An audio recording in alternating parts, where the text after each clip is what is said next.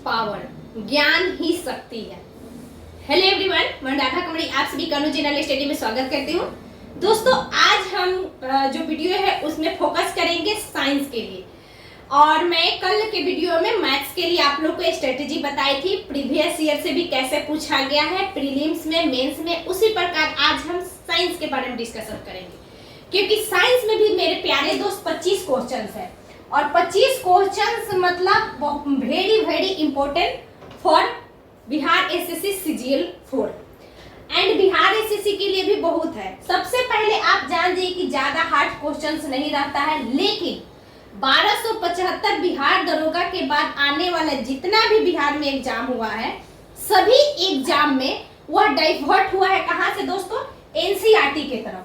तो आज हम पहले प्रीवियस ईयर के बारे में बात कर लेते हैं, फिर बुक के बारे में बात करेंगे। तो देखिए, प्रीवियस ईयर में आप देखिएगा सीजीएल 1, सीजीएल 2 और सीजीएल 3, उसमें 25 में आपको लगभग 25 क्वेश्चंस पूछा ही गया है। क्या होता है कि मैं कल भी बोली थी कि मैथ्स और साइंस एक दो इधर इधर होता है, इधर उधर होता है, कभी इसका बढ़ा देता है तो कभी एक से ज्यादा फोकस करना है। सबसे पहले मैं बता देती हूँ आपको कि जो फोकस करना है वो दोस्तों 3 इसमें सेगमेंट होते हैं, जैसे फिजिक्स होती है, केमिस्ट्री होती है एंड बायोलॉजी होती है।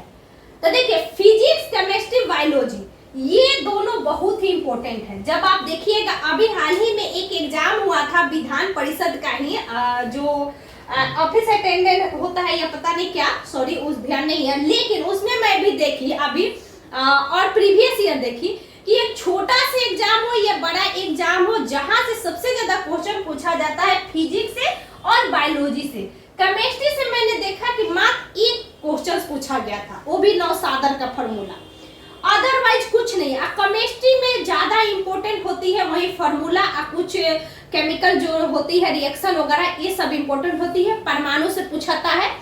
तो दोस्तों जी पर बायोलॉजी को दोस्तों आप पूरा कमांड कीजिए, ठीक है। बायोलॉजी का जो चैप्टर होगा उसको मैं कौन सा, क्योंकि चैप्टर बहुत ज्यादा है, तो चैप्टर में भी छोड़ना। देखिए, एग्जाम में ये भी होना चाहिए तैयारी करने के दौरान कि क्या पढ़ना है और क्या नहीं पढ़ना है। यह सबको नहीं आती है दोस्तों, यह चीज मुझे भी नहीं आती थी, मैं ये बोल रही हूँ। लेकिन हाँ, तैयारी करते करते बहुत सारे एग्जाम देते, प्रैक्टिस सेट लगाते, लोगों के बीच में जुड़कर, आप लोगों से जुड़कर एनालिसिस करते, मुझे भी पता चल गया कि हाँ क्या पढ़ना है और क्या नहीं पढ़ना है। कुछ ऐसे चैप्टर होते हैं जिसको स्किप करना पड़ता है, यानी छोड़ना पड़ता है। तो छोड़ना किसमें है? बायोलॉजी के कुछ है जिसमें छूटता है, फिजिक्स में दोस्तों कुछ है जिसको छोड़कर आप इग्नोर कर सकते हैं, लेकिन फिजिक्स और बायो सबसे ज्यादा पढ़िए, ठीक। अब आते हैं 12 से 13 क्वेश्चंस है बायो का। फिजिक्स का देखिएगा तो फिजिक्स में भी 10 के करीब में है, 10 से ही ज्यादा है। आप जब देखिए कि जब 12, 10 यही होगा 22, तो केमिस्ट्री बचा ही कैसे? अगर 25 में बचा कितना? 3 से 4 क्वेश्चंस बचा, तो इसलिए सबसे ज्यादा। और बायोलॉजी का थोड़ा डिफिकल्ट था, ये कहाँ लेके चल गया था? एनसीईआरटी के तरफ। बच्चे का साइंस में पकड़ होगा, वो लोग सभी लोग साइंस को क्लियर किए थे।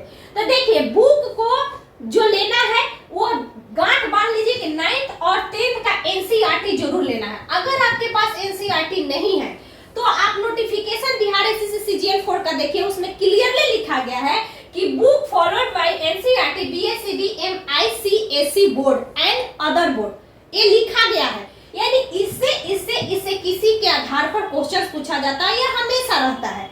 तो आप 9th और 10th ले लीजिए एनसीईआरटी। अगर आपके पास नहीं है तो आप बिहार बोर्ड चाहे भारती भवन का भी बुक पढ़ सकते हैं, क्योंकि हम लोग नॉर्मली बिहार में जो है वो भारती भवन ही पढ़ता है। तो भारती भवन भी एक बार आप पढ़िए, लेकिन पढ़िए। और बुक अगर लेना है दोस्तों, इन बोर्डों को लेना है, ले सकते हैं अगर आपको लगे, और नहीं तो सबसे ज्यादा आप घटना चक्र पर फोकस कीजिए। घटना चक्र बहुत अच्छा है, ऑब्जेक्टिव बेस है। एनसीईआरटी पढ़ने के बाद ये पढ़िए, और स्पीडी जो साइंस रेलवे का आता है उसको आप पढ़ जाइए। लूसेंट पढ़िएगा तो उसमें लास्ट में कुछ साइंस दिया ही है, वो आपको पढ़ना ही है, क्योंकि लूसेंट पर कमांड करना है, चाहे फिजिक्स हो, केमिस्ट्री हो, बायो हो, हिस्ट्री हो, पॉलिटी हो, ज्योग्राफी हो, कोई भी सब्जेक्ट हो, ठीक है। तो लूसेंट को तो रखना ही है, मतलब जेहन में रखना है लूसेंट को, उसके अलावा जो पढ़ना है। तो साइंस के लिए आप एनसीईआरटी या घटना चक्र रखिए, चाहे दृष्टि रखिए। मैं ये नहीं कहती कि आपको जो अच्छा लगे वो रखे। मेरे से तो घटना चक्र रखिए, ठीक है। लुसेंट तो रहेगा ही रहेगा। बुक हो गया दोस्तों। गाइड के तौर पर अपना नोट्स जरूर बनाइए। नोट्स किसका? एनसीईआरटी पढ़िए तो इसका नोट्स जरूर बनाइए, ताकि जब 5 महीना बाद 6 महीना बाद एग्जाम हो तो आप रिवीजन के तौर पर नोट्स का यूज कर सकते हैं, ठीक है। क्योंकि अभी आपको सिलेबस पर पकड़ बनाना है, पढ़ना है, ना कि इधर उधर से कुछ करना है। तो आप जब पढ़िए तो जरूर नोट्स बनाइए, ठीक है। नोट्स बनाना है, बुक आपको मैं बता ही दी, और बायोलॉजी और फिजिक्स पे सबसे ज्यादा फोकस करना है। और तैयारी के दौरान दोस्तों